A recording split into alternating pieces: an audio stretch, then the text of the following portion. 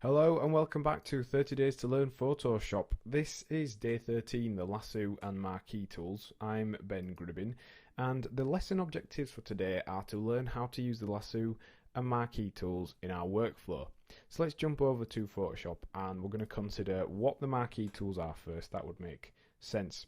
So the Marquee tools and the Lasso tools are very similar. They create selections of areas and they are able to then mask off that area so you can concentrate whatever tool you are using in conjunction with them on that area. So we're going to show you what we mean now.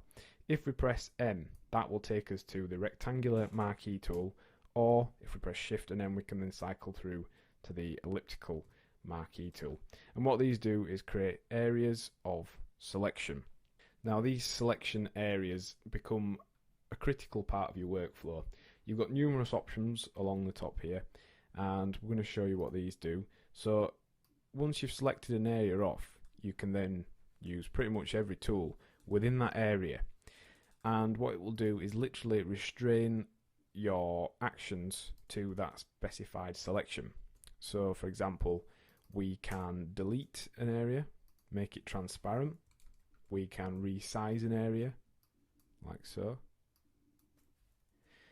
and we can apply filters. We can apply different colouring to that certain area. So that's why they're used. They're used for very quick kind of masks of an area. And you've got multiple options for these. So let's say you want to add more than one selection. You can do that by using this option up here. Or very quickly, you could just press Shift to add an extra selection. So if you just do that, click and drag, that then creates an entire group of selections. Alternatively, you can just use this menu up here. So now every single one where click and make here is added on as another part of the selection. This one will actually remove any selections or cut out from a selection we've made. So for example, we could make a selection and then cut out the center of it like so. And you can also jump to that by pressing Alt and holding Alt down and then clicking and dragging as normal, and that removes that area from a selection. So then when we're creating or working on that area, we've actually got a cutout in the middle. You can also feather these selections. So if we were to type into the feathering box here, like 30 pixels, that will feather the edge of our selection. You can see it's gone slightly round at the edges just to show that. Now when we paint in, we'll actually have a soft edge, so that's quite handy, particularly when you're tracing objects that have a complicated background to avoid borders and things like that. So once we've painted that in and undo that, you can see that's got a soft faded edge to it. And there's some more options as well. You can also create perfect squares using this tool. So if you click and start to drag your shape, if you now press and hold Shift, that will convert that to a perfect square should you need to do so. And the same goes for the elliptical marquee tool. You've got all the same options, but also you have got the ability, if you press Shift and hold it down, you can create a perfect circle. You can also transform these selections. So once we've created one, if we go to Select and Transform Selection, we can actually transform this selection as well, because the current selection we have will just change the whole picture as you need it to do. But if you go to Select and Transform Selection, this actually allows you to resize the box itself rather than the image that's contained. You can then use that to fine tune and modify that. Now unfortunately there's no shortcut for that for some reason. So that's the marquee tools. Now they are a little bit more basic. They create squares and circles and that's pretty much it, unless you start adding to them.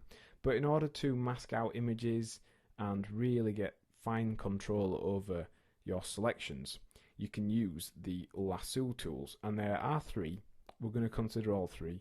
There is a lasso tool, the polygonal lasso tool, and the magnetic lasso tool. Now they're available under L, so if you press L and press Shift and L, if you want to cycle through those, they have all the same options, so we can add and subtract from selections using Shift and Alt or this panel along here. And these are great because they actually allow us to create custom shapes with our selections. So we're going to show you how you could use one to mask out this vehicle here removing the background very carefully. All you need to do, zoom in a little bit so you can get to see the edges quite clearly.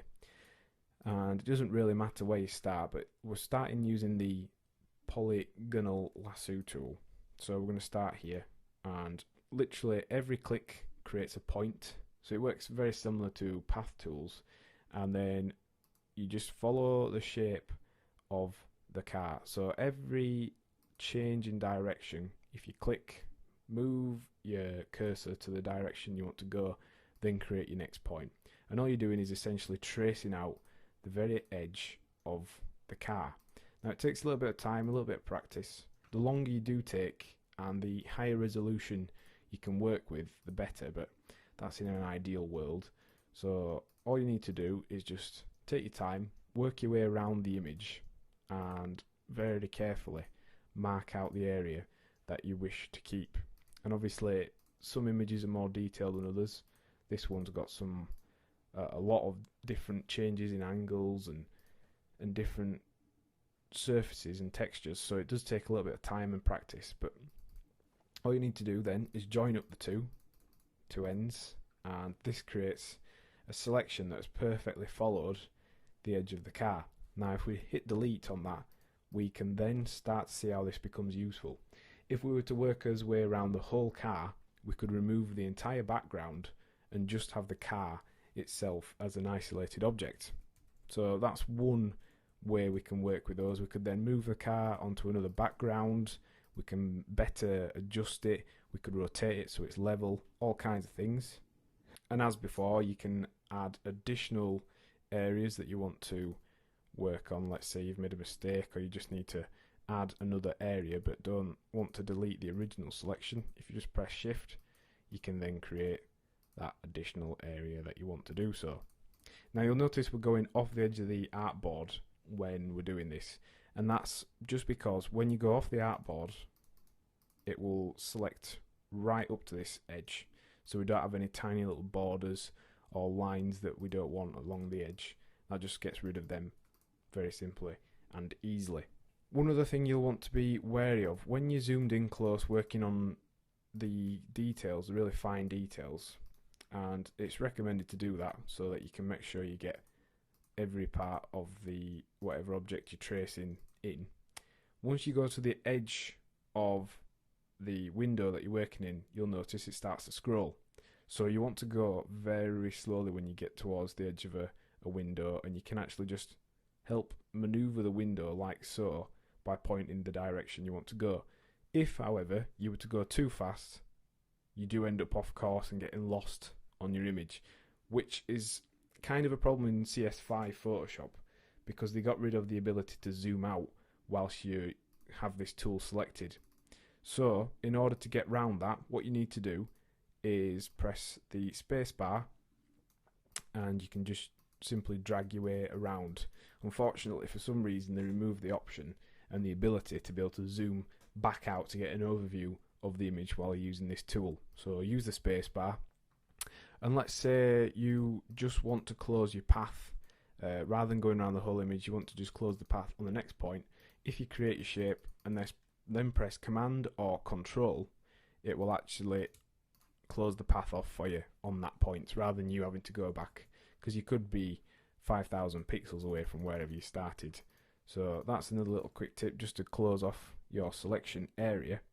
So let's look at the Lasso tool, which is kind of like the polygonal Lasso tool, except it's freeform. So instead of getting nice cut straight lines, this will follow where you draw your actual cursor. And that's good in a way, but it also can look a little bit messy, a little bit untidy. We've actually got a feathered edge onto that, so let's just remove that. And what it does is it follows where you draw, creates the selection for you, and we can use all the same sort of options as the other tools, and we can just delete the edge there like so. So it's a little bit more freeform, slightly more difficult to get nice straight lines with it. For example, along there you can see that line's gone very wonky and a little bit odd, but it does help on curves and things like that. And also we have a magnetic lasso tool. Now this is completely different. It actually works out on an image an area that you want to select, kind of like the paint bucket tool does, except it's helping you select out an area. So let's just show you that now. If we click on this little area here, you'll notice we're not really doing anything. We've clicked once and it automatically creates these paths. It automatically works out the area you want your lasso tool to work on, and it kind of lays down like a spider's web and sticks to that edge. It does a fairly decent job.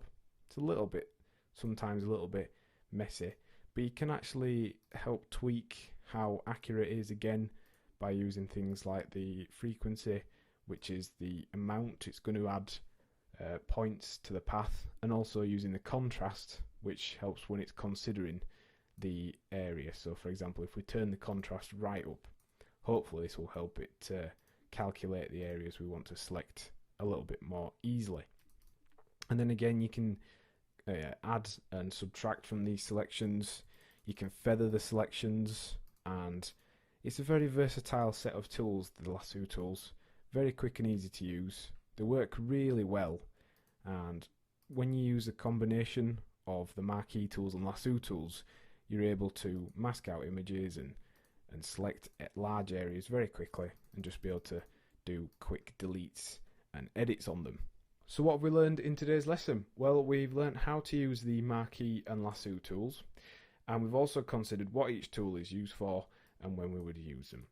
And your task for this lesson is to use the polygonal lasso tool to cut out an object from its background. So just practice on doing that. Once you've selected the area, if you press delete, it deletes that background. Next time on 30 Days to Learn Photoshop, we'll be looking at the clone stamp and pattern clone stamp. Thanks for listening.